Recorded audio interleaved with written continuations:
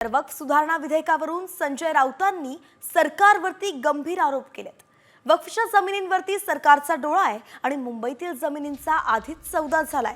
त्याला कायदेशीर मान्यता देण्यासाठीच घाईत विधेयक पास करण्यात आलंय। हा घणाघात केलाय संजय राऊतांनी।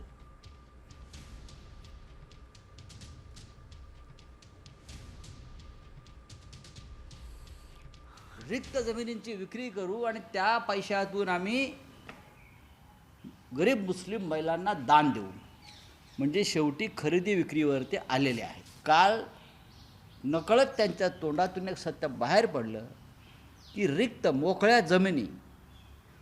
जमिनींचा आम्ही सौदा करू। या मोकळ्या जमिनींची किंमत 2 लाख कोटी आहे। आज सुद्धा मी सांगतोय ना, महाराष्ट्रामध्ये मुंबईमधल्या जमिनींचे व्यवहार आधीच झालेले आहेत वक्फ बोर्डाच्या आधीच, आणि त्यासाठी त्या विधेयकाला त्या जमिनींच्या खरेदी विक्रीला कायदेशीर स्वरूप आणण्यासाठी हे विधेयक आणण्यात आलं। हे स्पष्ट आहे। त्याच्यामुळे देवेंद्र फडणवीस यांची भीती मी समजू शकतो। आम्ही त्यांना एक्सपोज करणार आहोत आणि करत आहोत। त्यांची भीती जी आहे हे आम्ही समजू शकतो।